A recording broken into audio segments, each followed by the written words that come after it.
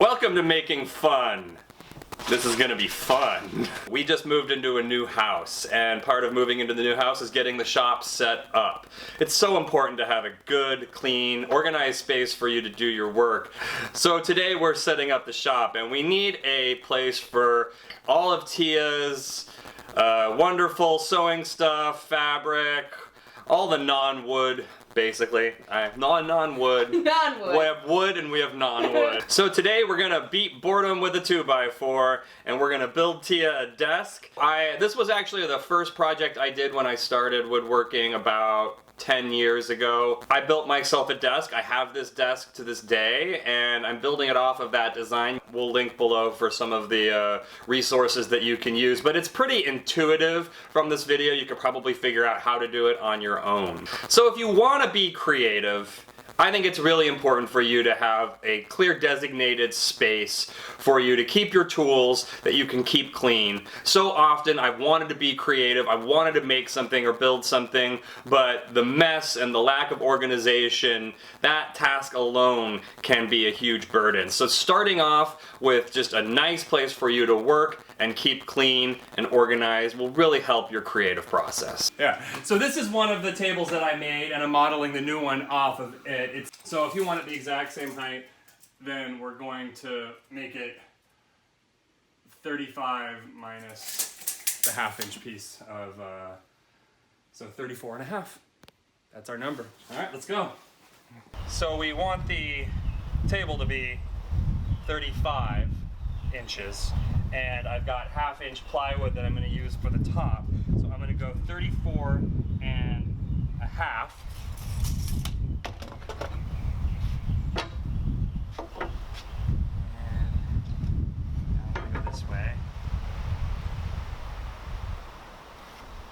There's my line.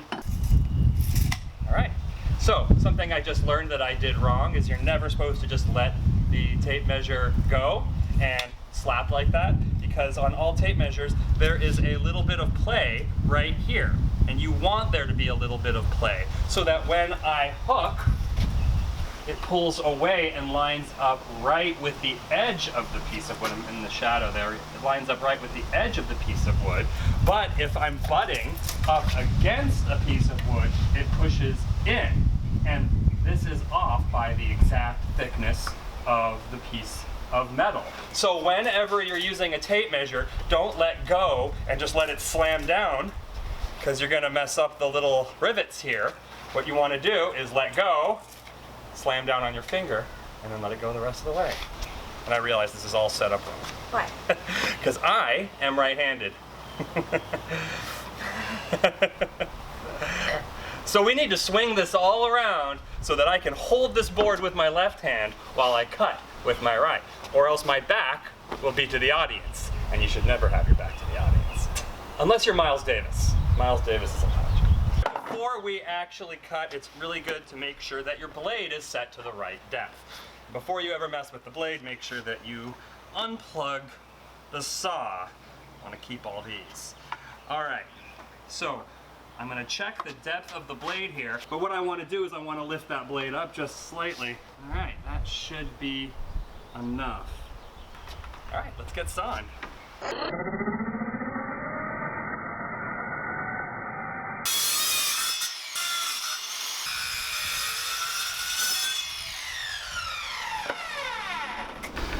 All right, so these are the length of the table, and I'm going to drill pilot holes all the way down on both sides. I'm going to preset the screws, and then I'm going to move down to the ground, finish it all together, and frame it up nice and square.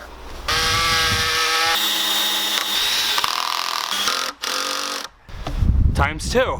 I've got my support beam in the center here, and it's pretty strong. Next, I'm going to make the legs, and I'm going to do that by taking the pieces that I cut before and drilling them together so they will be double thickness.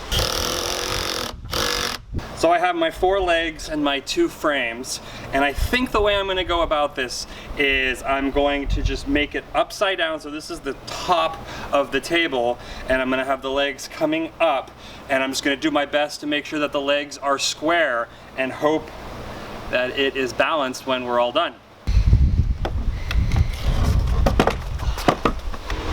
pretty level.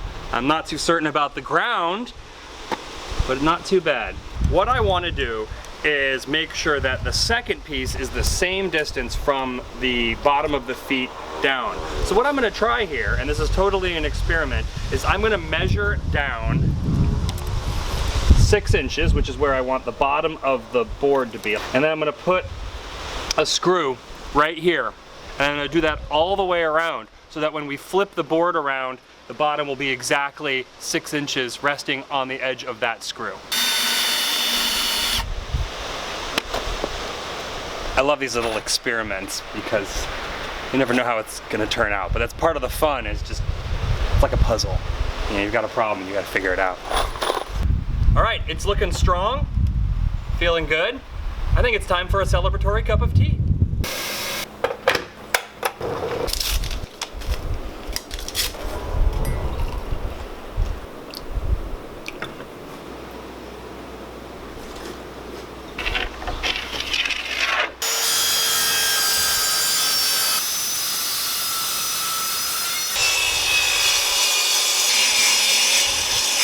All right, we have moved the table into the shop, and now I'm going to check to see how level it is.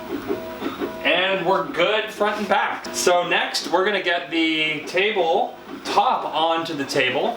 And to do that, we're going to use my second favorite thing in the whole world. How tall are we going to make this? That tall. Science! About there. That's as far as I can reach. 3.5. That is the scientific way to determine the height of your tables. All right, it's the second day, and I wanted to catch you guys up on the things that we've done. So we put the base in, and these 2 side walls where I'm going to put shelves here for storage, and then we're going to leave this side open. Then what we're going to do is put up these 2 boards on the side for shelves, and then a pegboard in the middle.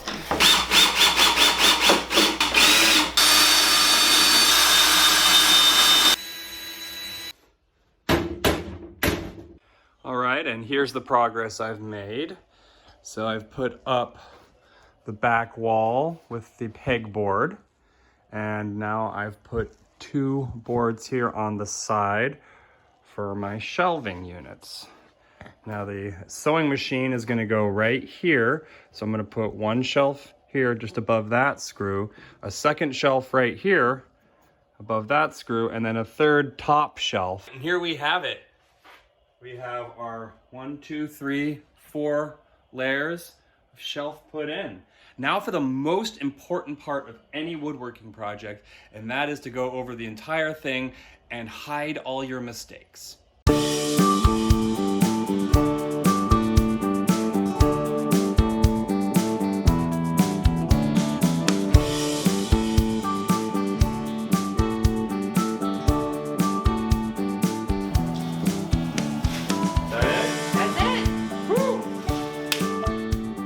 So overall, I'm pretty happy with this build. There are some errors, but that's okay. And one thing you should not be afraid of is making mistakes. I've known too many people that won't even try something because they're afraid they might fail or it may not come out perfect. And here I want to show you that not everything does come out perfect, but it's still worth your time and your energy.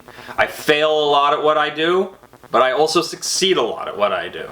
And if you're okay with failure, then every step of the way is just part of making fun. Have fun. That's the whole point. Find something that you want to do that you enjoy. It doesn't have to be woodworking. It doesn't have to be sewing. It could be cooking. It can be anything. But the point is to go out there and make your own fun. To quote Nick Offerman, it's an incredible gift to be able to make your own fun. Don't forget to like and subscribe. Share us on social media platforms. Smoke signals, stand at your balcony and scream, make fun.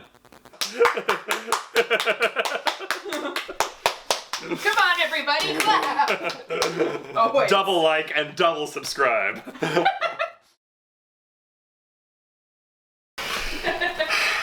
I feel like there's a switch for the on switch of the camera to my brain that just turns it off. Welcome to Making Fun. Isn't that like how every novice on a microphone starts? Are we recording? Too hot. Too hot?